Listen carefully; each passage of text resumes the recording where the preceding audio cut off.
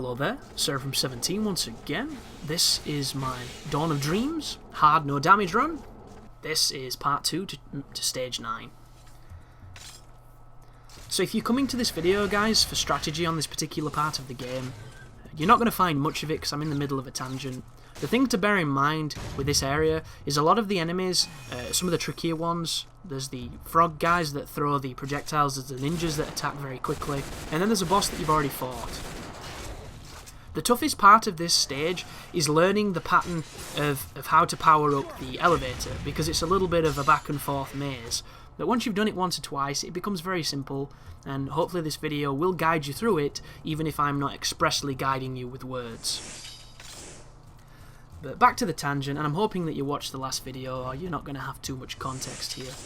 But there's a statement that I stick to on YouTube, which I don't say nowhere near enough as I should say it, because a lot of the times, you know, I get comments that are so brutally ignorant that they're not even worth a reply. They're not even worth deleting sometimes, because you need to leave them there just so the people can see the kind of shit that people leave. And my retort is always the same, even though I generally leave it unsaid. Just because you don't like it doesn't mean it's wrong. And this is a mentality that we're all guilty of at times, but it's something that you have to step back and objectively think about. Because it's true.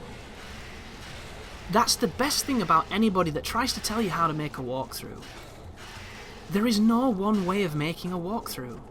The whole point of YouTube and the walkthrough community on YouTube is that people are making things their own way. They're making their own walkthroughs, they're trying to differentiate themselves, and while they all follow a very similar formula, we're all crying and crying our best with tears everywhere in our eyes.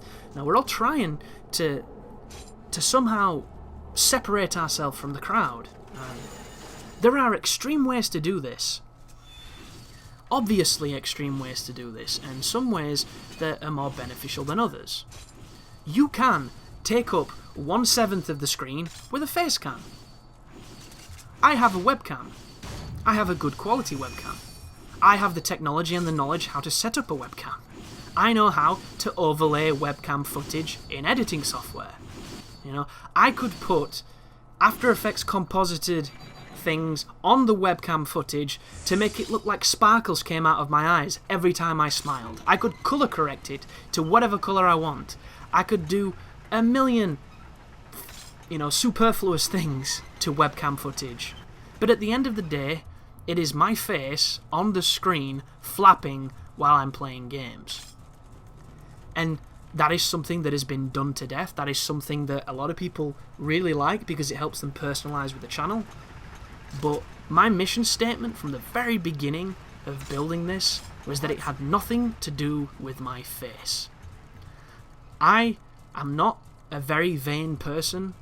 You know, I like to look at myself occasionally in the mirror when I see one, just to see if I look like as big of a twat as I feel sometimes. But aside from that, narcissism, there's a string of that there. Vanity, not so much. I don't need a face cam, and I don't want one. I've never wanted one. So you will probably never see one. But that comes from, you know, a philosophy perspective of the channel's about the gameplay and the voice, and I think that has an allure to it because a lot of others that do it that way don't do it as well. I like to think that I've got some of the best commentary on YouTube, regardless if you like my accent or you like my gameplay or you like me at all. Objectively, I speak for the full length of the video. I try to do it in a way that it flows, that it's not awkward, and some people hate that. You know, some people are like, oh, you talk all the time, you talk for 20 minutes. Yeah, it sucks, doesn't it, if you don't like it? But it's intentional, it's designed. Same with why I don't have, you know, the webcam, the face cam. Another great way of making a radical change to a channel is to play something that has a massive audience. All you have to do, folks, is search on the browse area of Twitch TV to see what games have the biggest audiences of people watching them. Then, play those games. play those games, play them at whatever standard you need to, make sure that it's recorded in high quality, make sure that you've got, you know, your face cam, and then put your face on your thumbnails. Have your face pulling a ridiculous expression that no face normally would pull to try and hyperbolically increase the intensity of whatever is in said video, and people will click on it just through the sheer absurdity of the face, and then they'll get gameplay of a game that they really like because a million other fools do, and boom, you have the recipe for pseudo success / to be like every single other channel that does that. That is a formula that is imitated across YouTube everywhere you see. And the reason I don't do it is because I've always said from day one that I would never be a channel like that. I would never aspire to be that way. And I haven't, and that's why I don't do it. And I don't do it because I don't want subscribers, I don't do it because I don't know how to do it, I do it through choice. And a lot of the feedback and a lot of the advice I get from people is generally along the lines of, you know, you should play this, you should do this. Like, I got a comment today from a guy giving me some advice for the channel. It's kind-hearted, but it's stuff that's just really bizarre to me. Like, if this person was a channel with 100,000 subscribers who'd made walkthroughs, then I would take this comment a hell of a lot more seriously than just a random person on the internet. And I don't mean to say that to deter you from commenting or to think that I'm somehow above you, but there's something that comes from experience of doing what you're talking about. And a lot of people just don't understand how things work. They have this bastardized image, this idealized image of how things function because they watch these super successful channels. But these super successful channels weren't always successful. You know, they found on a formula, they used it, and now other people imitate it because that's what works, that's what sells, that's what kids are looking. And the bottom line to me is, if you've struggled at something before you've got, you know, acclaim at that said thing, you will have so much more character for doing so. And you will know the issues, you will know the problems, you will know the struggle of it. But if you've never experienced it, it's almost empty. Even if your advice is spot on and logical and awesome. Like, a great example of this is people who don't have children giving parenting advice. Objectively, can it be done? Yes.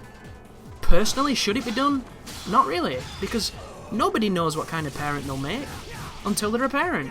There's no parenting guide to being a parent, and there is no right way to parent a child. It's just something that you learn, apply, and hope for the best that it succeeds. And it's, to a lesser extent, less, you know, socially applicable when it comes to stuff like walkthroughs, and that's what I always look at it as a perspective from. But onto that comment anyway, because we don't have much longer, we have about a minute. The person mentioned that I should change my name to something more friendly that says I love gaming.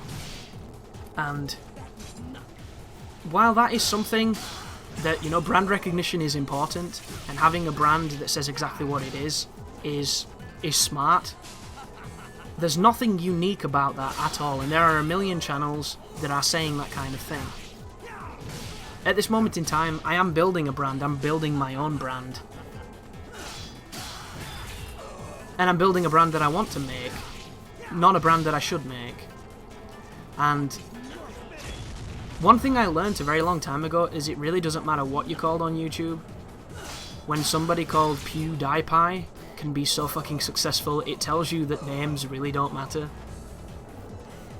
I understand it from a business perspective. So for instance, if you drive a van, a company van that advertises your company on it, you want a really nice looking logo, you want it to say exactly what you do, you don't want there to be any confusion, because what's the point when there's some old lady phoning up and trying to order a pizza when you do plumbing, because of you have, you know, an advertising or a marketing campaign that is not clear. Just look at the Wii U, terrible marketing campaign, nobody understands that it's something different from a Wii, so nobody bought it. It's all about transparency. And I appreciate that this person left this comment, but the comment itself and the suggestion is something that fundamentally, sure, it may make a difference, but not enough for it to be a valid point. As content speaks for itself, folks, and a name is just a title.